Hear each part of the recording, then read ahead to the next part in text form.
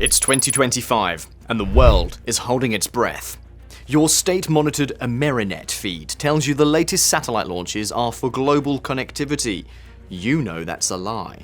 They are weapons platforms. Thousands of miles away, a young person in Moscow sees a similar feed on their red web, celebrating their own defensive orbital grid.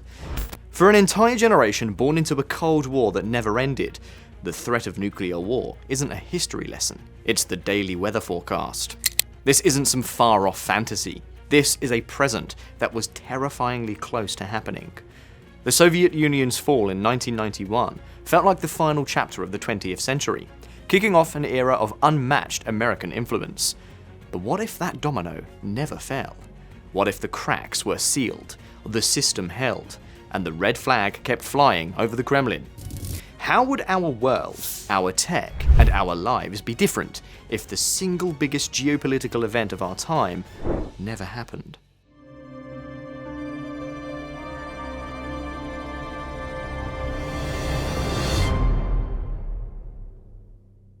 Before we jump into that alternate timeline, if you're into exploring history's biggest what-ifs, go ahead and hit that subscribe button.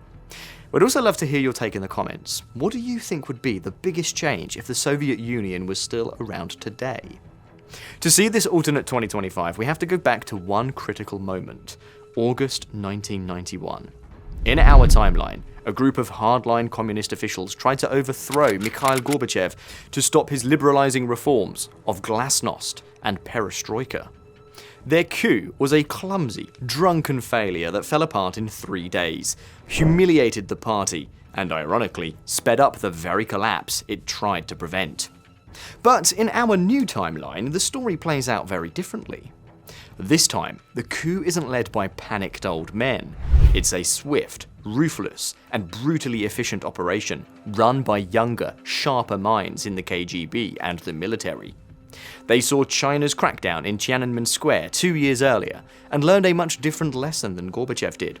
They believe economic reform is vital, but that it has to be completely separated from political freedom. So on August 19th, 1991, Gorbachev isn't just under house arrest, he's cut off. All communications are severed.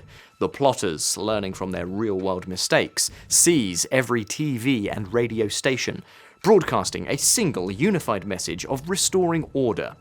When Boris Yeltsin climbs onto a tank to defy them, he isn't met by hesitant soldiers who refuse to shoot. He's met by disciplined security forces who disperse the crowds and drag him away. The small flame of democracy is stamped out before it can ever catch fire. The coup succeeds. The hardliners are in charge.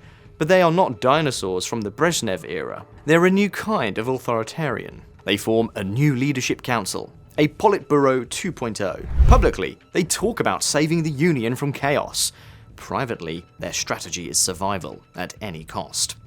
They immediately kill glasnost, ending political freedom. But they don't throw out perestroika entirely.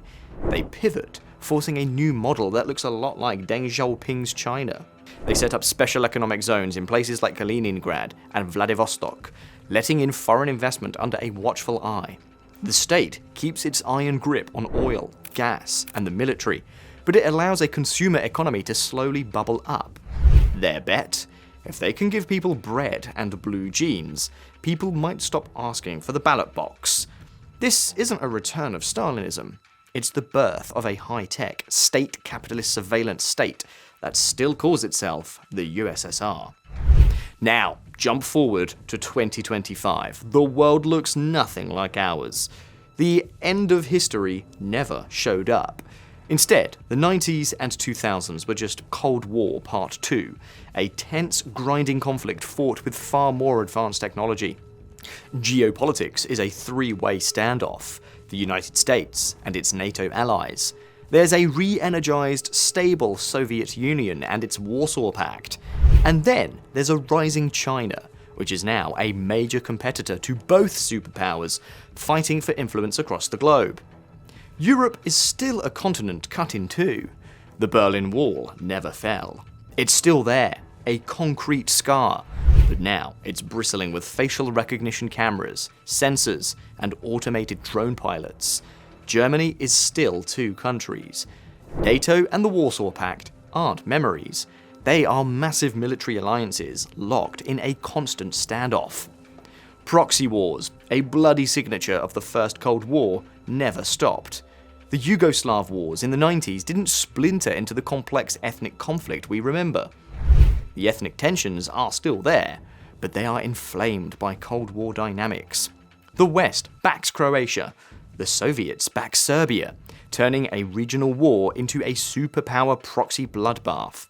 The result was a brutal stalemate that left the Balkans scarred and divided. The Middle East is a completely different chessboard. The US never had the kind of unchecked power that led to the 1991 Gulf War, because the Soviet Union was still there to back its allies.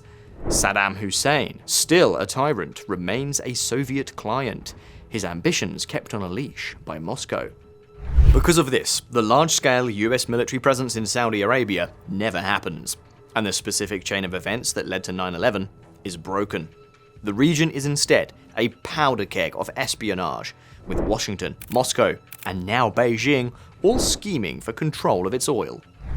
The doctrine of mutually assured destruction, or MAD, isn't a Cold War relic, it's a daily reality. Nuclear arsenals are smaller than their 80s peak, but they are smarter, faster, and deadlier. Hypersonic missiles and autonomous drone fleets have replaced the old lumbering bombers. The doomsday clock is basically stuck at 5 minutes to midnight. The world has a strange, terrifying kind of peace. A peace kept only by the guarantee that any major war would be the last one anyone ever fought. For anyone born after 1991, this is the only world they've ever known. Their lives are shaped by a never-ending conflict that rages in two main arenas: the digital world and outer space. The global, open internet we know never happened. The Soviet leadership, terrified of the free flow of information from the West, built their own sealed-off network. By 2025, the world lives on a splinternet. In the West, there's the Amerinet, our internet, but with a catch. For national security, it's far more heavily monitored. Government surveillance isn't just an accepted fact of life, it's a necessary evil to counter a constant threat of Soviet cyber attacks. In the Soviet sphere, people use the Runet or Red Web. It's a huge, state-run intranet. There's no Google, there's Poisk, the state search engine. There's no Facebook, there's Krasnaya Kniga, Redbook, a social network where every social profile is tied to your internal passport, and saying the wrong thing can get you a knock on the door. The digital Iron Curtain is just as real as the one made of concrete.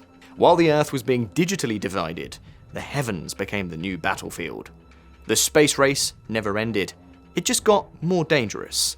The International Space Station, a symbol of cooperation in our timeline, was never built. Instead, the US and the USSR each built their own military space stations. They aren't just labs, they're spy platforms and command posts. The moon isn't just a monument to past glory, it's a strategic asset. Both superpowers have established semi-permanent research stations on the moon. At the American Armstrong base, they mine for ice and helium-3. A few hundred kilometers away, the Soviet Gagaringrad does the same. The Sea of Tranquility is now a demilitarized zone, created by treaty after a tense standoff between armed rovers in 2017. Mars is the next prize, but the most terrifying part of this new space race is in Earth's orbit. Both sides have deployed networks of dual-use satellites. Publicly, they're for GPS. Secretly, they are orbital cannons, capable of dropping massive tungsten rods from God, on any target on Earth. They strike with the force of a small nuke, but with no radiation. It's the ultimate high ground, holding the entire planet hostage. This constant tension isn't just background noise. Every so often, it explodes. The most recent crisis was the Baltic flashpoint of late 2024. In our world, the Baltic states, Estonia, Latvia, and Lithuania, broke away from the USSR and joined NATO. In this timeline, their independence movements were crushed in the 90s. They remain resentful, unstable Soviet socialist republics. The crisis started with protests in their capital cities, sparked by food shortages. Fueled by activists using smuggled Western tech, the protests blew up into a full-on independence movement. The Soviet Politburo, convinced the CIA was behind it, responded with force. They invoked the Brezhnev Doctrine, the idea that Moscow could intervene to protect communism anywhere, and sent tanks into the streets. The West watched in horror. Satellite images of the crackdown went viral. A squadron of NATO stealth bombers flew to the Polish-Soviet border. For 72 hours, the world was on a razor's edge. The Soviet General Secretary and the American President were on the hotline constantly. Nuclear-armed subs were surging into the Atlantic. B-2 bombers were warming up on runways in North Dakota. One mistake, one stray shot, could have ended everything. The crisis was only averted when China, terrified of the global economic implosion a nuclear war would cause, stepped in. Playing its new role as a world power, Beijing used its economic leverage on both sides to force a de-escalation. The world took a step back from the abyss, but the event left deep scars. It was a terrifying reminder that their entire world was built on a foundation of fear, and that the peace could be shattered in an afternoon. So, what's it actually like to live in this 2025 Soviet Union? For someone like Anya, a 30-year-old software engineer in Minsk, life is a series of contradictions. Her apartment is small, but state-subsidized. Her job is secure, and thanks to the economic reforms, she can buy things her parents only dreamed of, like a decent Soviet-made smartphone, the Communicator 7. The empty shelves of the 80s are gone, replaced by a kind of managed consumerism. But the state is always there. Her internet at work is monitored. Her posts on Redbook are carefully neutral. She knows the neighborhood informants are still around, and a wrong word could mean a visit from the new PGU, the state's rebranded KGB-style internal security service. Culture is lively, but trapped behind the digital curtain. She watches slick TV dramas celebrating Soviet heroes and listens to state-approved rock bands. But like many, she has a secret. Using a black market VPN, she and her friends risk dipping into the Amerinet. They download forbidden Western movies and music, a tiny act of rebellion, a glimpse of another world. It's a dangerous game. Travel is mostly a dream. The West is an abstraction, a place she's only seen in propaganda and illegal downloads. Her world is technically huge, stretching from the Baltic to the Pacific, but in reality it feels incredibly small.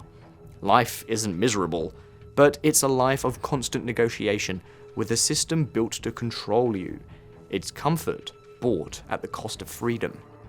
The survival of the USSR changed everything, even for those outside its walls. The United States never had its unipolar moment. The peace dividend of the 1990s, the money saved from defense spending, never materialized. That money was instead poured back into the military, meaning less for schools, healthcare, and infrastructure.